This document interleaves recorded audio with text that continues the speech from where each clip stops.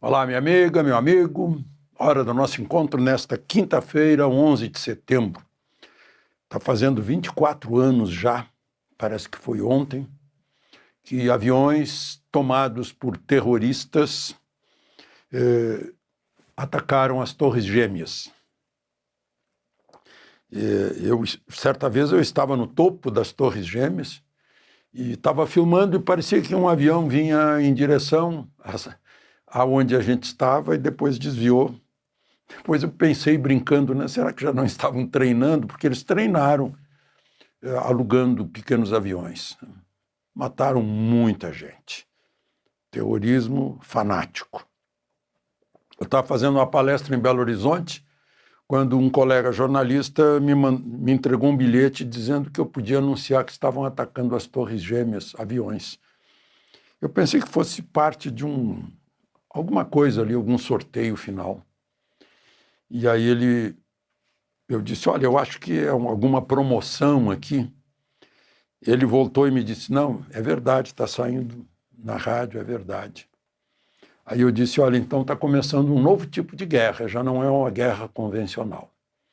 É uma guerra de um pequeno grupo de terroristas capazes de aterrorizar um país inteiro. E desde então, de 2001 até hoje, muita coisa mudou na arte e ciência da guerra. Bom, e amanhã faz aniversário o nascimento de Juscelino Kubitschek. 123 anos que ele nasceu em Diamantina. Aliás, por coincidência, é a mesma data da criação da Capitania de Minas Gerais, em 1720, no 11 de setembro, por causa da Corrida do Ouro, que tirava o país colônia, o Brasil colônia do litoral, entrando em Minas Gerais. Ele nasceu em Diamantina, que tem esse nome pela corrida atrás de diamantes. Não? E Juscelino fundou Brasília exatamente para manter essa conquista do território brasileiro com o pé do brasileiro, né? Lá em Minas Gerais, São Paulo, pé do boi, pé do garimpeiro, né?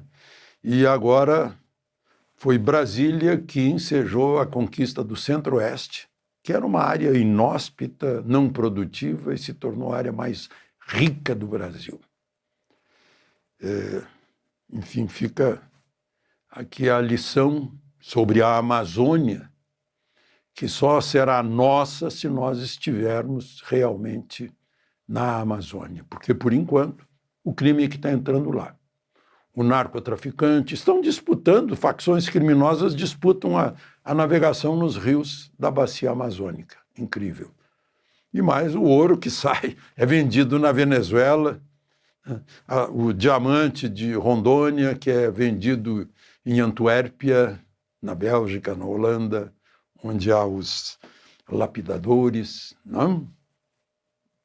O presidente está fazendo discurso da moda, discurso de soberania. É bom pensar nisso.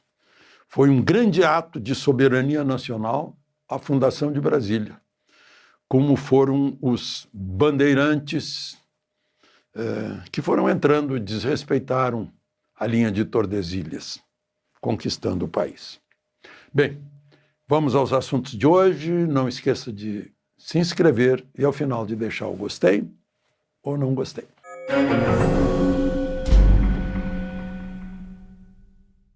Pois é, ontem foi o dia de Fux. Hoje foi o dia, digamos, de Carmen Lúcia, porque ela citou Victor Hugo, Victor Hugo, né? História de um crime. Interessante que esse livro no Brasil foi traduzido do inglês e não do francês. Ele escreveu exilado em Bruxelas, sobre um golpe dado por um sobrinho de Napoleão, Napoleão III, que ele chamava de Le Petit Napoléon. Esse era o Napoleão pequeno. Né? E, bom, Carmen Lúcia, eu vou começar destacando isso. Olha só o que ela citou do livro. O mal feito para o bem continua sendo mal. Se ele tem sucesso, então vai se repetir. Se deu certo o mal feito pelo bem, ele vai se repetir. Eu não entendi em que contexto ela está citando isso, porque, a mim, o contexto parece uma autocrítica e uma crítica ao Supremo, ou um mecanismo de censura muito forte, um superego, ou até um inconsciente muito forte. Porque ela é a mesma pessoa que disse cala a boca nunca mais, né? Cala a boca já morreu. E depois abriu possibilidade de uma censura ao Brasil Paralelo, dizendo, desta vez vale, mas censura não, mas desta vez vale. Parece que ela está dizendo, desta vez vale aplicar o mal, ou seja, condenar sem provas, como demonstrou Fux na véspera. Mas ela está alertando o Supremo e a ela própria, olha, se der certo, a tendência é repetir isso. Ou seja, inventar uma narrativa que, para substituir as provas e condenar, pode se repetir. Eu entendi assim. Então, vocês conhecem, não sei se a geração de todos aí lembra do grilo falante, que era a consciência da pessoa martelando. Aqueles anjinhos que punham o diabinho de um lado e o Janzinho do outro. Parece que tem um Janzinho cutucando. Olha aí o que disse o Vitor Hugo na história de um crime. O mal ser feito para o bem, né? Vamos livrar o país da ameaça autoritária e vamos condenar Bolsonaro. Não? Só assim, só agora a gente, como o Fux nos mostrou, derrubou uma por uma dos nossos argumentos, não dá para chamar de prova, né? Como bem demonstrou ontem. Sicut erat demonstrandum, pelo Magister Fux. E aí Carmen Lúcia fez já a maioria. Ficou 3-1. Maioria num tribunal de 11, né? Que maioria? Julgar por turma, né? Dá nisso. Maioria.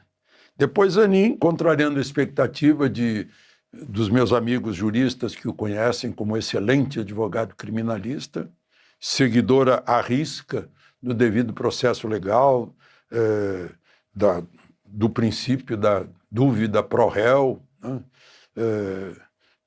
Só com convencimento através de provas materiais, de fatos, enfim. Mesmo assim, ele condenou todo mundo. Então, ficou 4-1 na maioria dos casos, Bolsonaro inclusive, e 5-0 no caso de Braga Neto e Cid, por causa daquele dinheiro 100 mil que Braga Neto passou para Cid para dar para alguém. Cid que confessou isso. Então, se Cid disse... bom... Então, Carmen Lúcia deu o voto dela, Zanin deu o voto, encerrou-se. Estão agora com o relator vendo a dose das penas, o tamanho das penas. Significa 1 ano na vida de alguém, 2 anos, 3 anos, 10 anos, 15 anos, 20 anos, 30 anos na vida de alguém, desses 7 que foram julgados. Tá? Alia jacta est, está decidido. Atravessaram o Rubicon.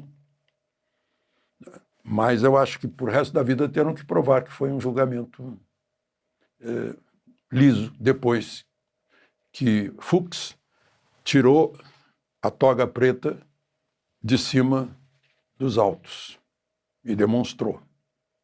Eu sei que está sozinho, mas já é tarde a condenação, porque veio depois, a maioria chegou depois do voto de Fux, que demonstrou.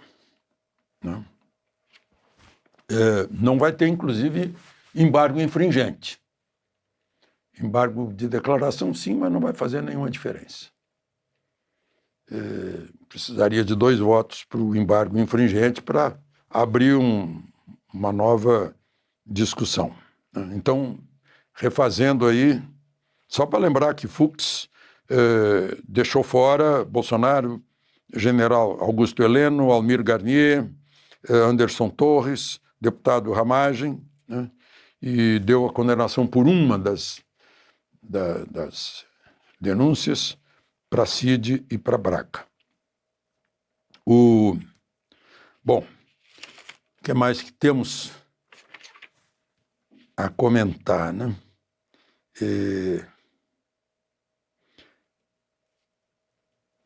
Nas redes sociais a gente vê o discurso de ódio amplo contra Fux.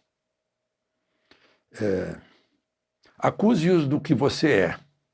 Toda hora chamam a rede social de discurso de ódio. Mas a gente está vendo quem são os do discurso de ódio. Aqueles que acusam os outros daquilo que são. Teve até uma demissão já de uma estagiária no Legislativo do Distrito Federal. Ela postou no X, né, Fux tem que morrer.